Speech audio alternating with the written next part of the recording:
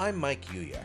I love to try new things, and I've had culinary adventures all around the world, as well as right at home.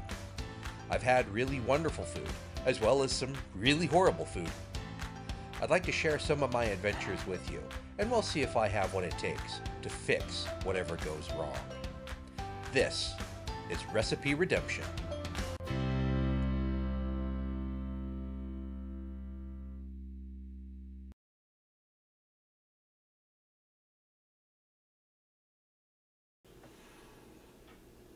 Greetings and salutations, everyone, and welcome to another episode of Recipe Redemption. Today I'd like to take a look at another classic recipe, the Crusty Salmon Shortcakes. Now, there are some things I want to pick apart about this recipe. Looking at it, you start off with, and it's definitely an advertisement for certain products. Starts off with biscuit baking mix that you use some melted butter and some milk into, stir together, and to cut into what they're calling shortcakes. Those aren't really shortcakes, and really, honestly, crusty is not a word I want to associate with shortcake. Shortcake should be fairly dense but still fluffy cake. These are really biscuits, but okay, let's call them shortcake.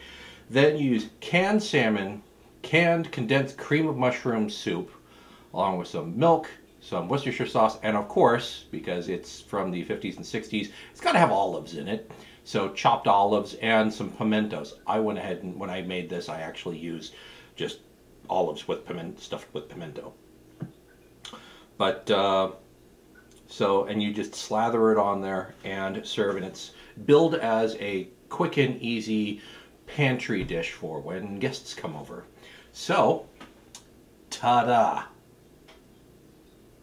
Feast your eyes on that. Here's how I made it.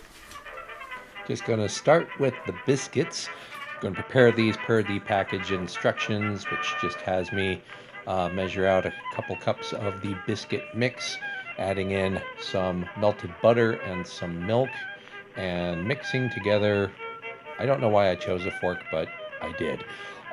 Basically just mixing until it starts to come together in sort of a shaggy mass like this, at which point I'm going to switch to the mixing tool that God gave me and continue until the dough starts to actually hydrate and stick together, at which point I'm going to turn it over to a cutting board or my work surface, which I should have floured ahead of time, but I didn't. So just kind of pressing this together with my hands,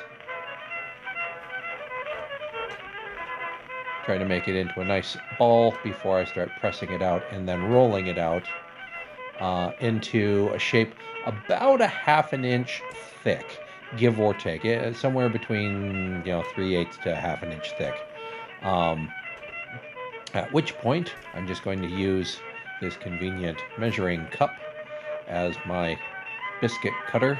It is about 3 inches in diameter, which is about what I'm looking for, and I was kind of hoping I would be able to actually fit 5, and that's not really a full biscuit that I cut there, but what the heck. Then just pulling away some of the pieces so I can hopefully get to the biscuits, and this is why I keep a bench scraper around for just such an emergency when I forget to flour my work surface. Anyway, putting that on a baking sheet and baking per the directions on the package. I want to say it was 425 for like 20 minutes, something like that. In the meantime, it's time to make our filling. Start with a can of condensed cream of mushroom soup, about a cup of milk, trying to rinse off my spatula there to no avail, and canned salmon. Wouldn't be crusty salmon shortcakes without the canned salmon. And oh yeah, here are the olives and pimentos that I'm told I need to add to this, along with a little bit of dried basil, just because, and probably about a teaspoon, I'd say, of Worcestershire sauce, because When I think salmon, I think Worcestershire sauce. And this just gets heated through probably about 5-6 minutes. Once it comes up to a simmer, you just cook it for about 3 minutes. And then comes assembly time. Now these biscuits aren't great. I rolled them out as thin as they said I should, but they didn't really rise satisfactorily. That could be I rolled them too thin. It could be that this biscuit mix I've had around since the Reagan administration, so I don't know. In either case, it wasn't particularly satisfying in its rise, but whatever.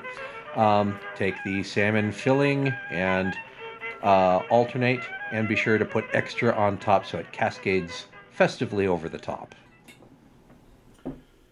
So, crusty salmon shortcake, here we go. It smells very fishy. Yeah.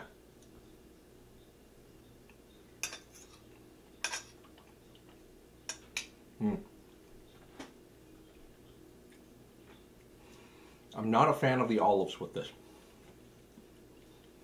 That briny green olive flavor comes right through, right at the very beginning.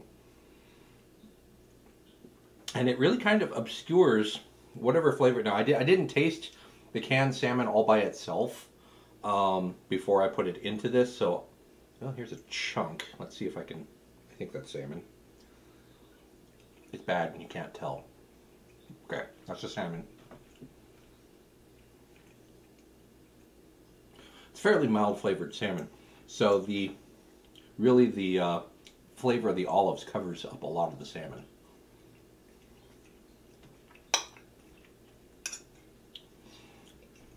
It's not horrible. It's definitely not the most disgusting thing I've put in my mouth. But I'm really hungry right now, so I'm actually eating this. Really? It kind of makes the olives taste like I'm just eating capers right out of the jar, with that brininess, but cut with something else. The shortcake is okay. It's really a biscuit. But I think if we're going in the biscuits and gravy direction anyway, let's make salmon biscuits and gravy. That's I think, and I think obviously sausage gravy is not going to be appropriate for this. So instead, I'm going to make a seafood velouté, which is essentially gravy. So a roux, to which you add stock, and in this case, I'm going to add fish stock. Since we're going to use this with salmon, why not have that fishy flavor throughout? I'm not going to put olives in that. But I will put a little bit of caper and a little bit of lemon, because I think that will go with the salmon really well. But if you're going to do biscuits and gravy, do biscuits and gravy. Let's see how this works out. I'd like to start this redemption by making what may be arguably better biscuits. Again, with newer ingredients, with leavening agents that have been around, that were manufactured in this century. So a couple cups of all-purpose flour. I think the recipe I was going off said 4 teaspoons of baking powder, so I'm actually doing teaspoons instead of 1 1/3 tablespoons, whatever. Anyway, about 1/4 teaspoon of baking soda to kind of amp up the alkalinity and help it rise. A teaspoon of kosher salt, and after a half-hearted attempt at mixing, I don't know what that was, about a 1/2 stick of butter cut into cubes. And I'm just going to do the old rub and smish method, and yes, that's technical. Basically taking those chunks of butter, rubbing them between thumb and forefinger and in the flour in order to incorporate it until it turns into kind of a sand slash fine cornmeal texture. You want that butter kind of incorporated. And then a cup of milk. And I'm just going to stir this with my hands. And yes, they will get kind of goopy, but you're worth it. You know, really get your hands in there, and it feels like you've actually done something today. Now, depending on the hydration of your flour, which depends on your climate and all that stuff, you may need to add a little bit more. Flour, if it's dry, you may need to add a little more milk, but you want this to be a soft, pliable, slightly sticky dough. Turned out onto, now you notice I have a floured work surface this time. I do learn from my mistakes sometimes. We're going to do what's commonly called a trifold or a book fold. And basically what we're doing is folding it in thirds, sort of squishing it out again, folding it in thirds again. And do this 3 or 4 times. And what you're kind of doing, you're sort of laminating the dough, but not really. You're not putting extra butter in between. So if you were to do this multiple times, refrigerating after each session of this, and putting more butter in the middle, you would end up with like a laminated to like croissant dough. We're not doing that here, but you are creating some layers that you'll find in the finished product. Once you've done that 2 or 3 times, squish it out into roughly a rectangular shape, and then use a knife, or in this case my bench scraper, to cut into 6 more or less equal portions. We're not really concerned about them being perfect squares or perfect circles or anything like that. Once you've got those cut, transfer over to a baking sheet, and we're going to bake these for about 20 minutes at 425, and that's going to give these plenty of time to rise up and set and get nice and toasty on top.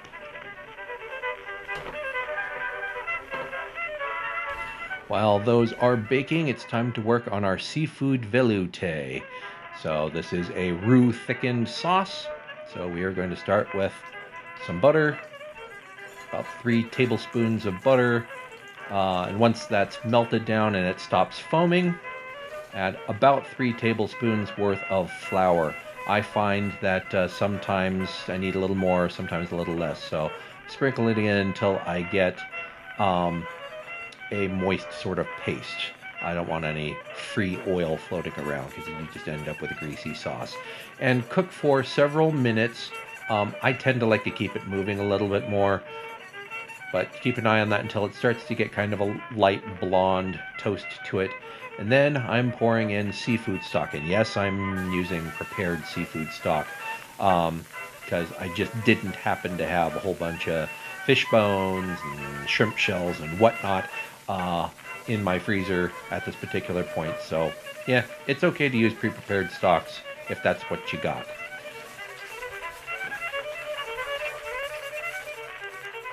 So it took me a while to set up that shot.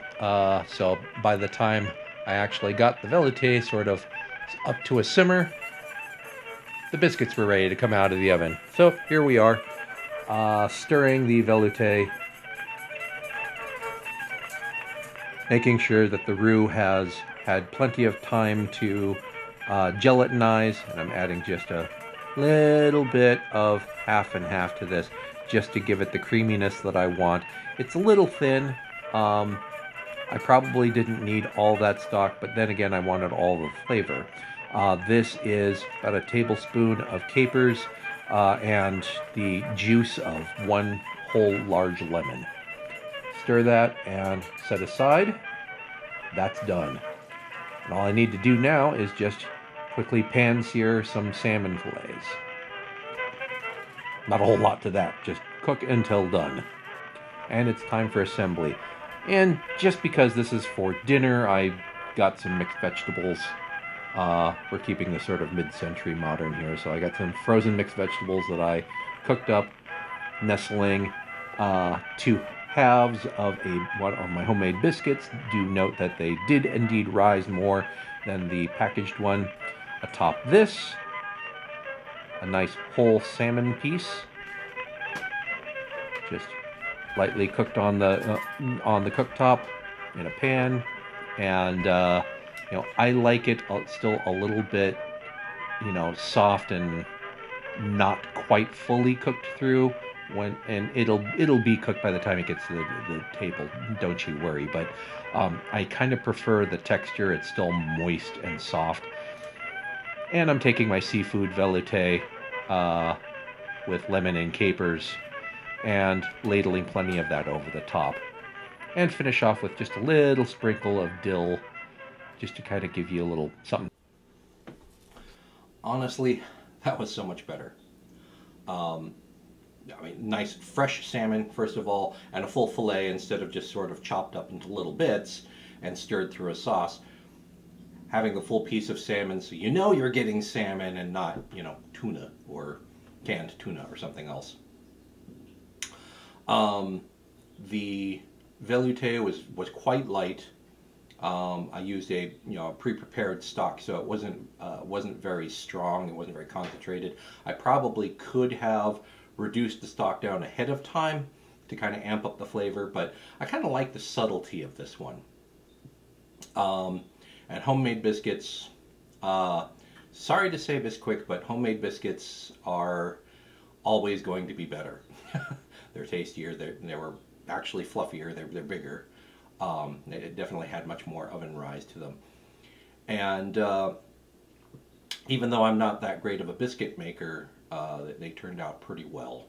And the flavor and texture is better and was more suited to this purpose. All in all, I think I might actually make this dish again. But as for the Crusty Salmon Shortcakes, I think that one can go into the dustbin of history. Its time has come and long since passed. But I think this was a successful redemption. What do you think? Please leave your comments down below, and let me know if you run across any other vintage recipes that you'd like me to try in the future. I'm always up for a challenge. So, with that, I'd like to thank you for watching, and I'll see you next time here on Recipe Redemption. Bye.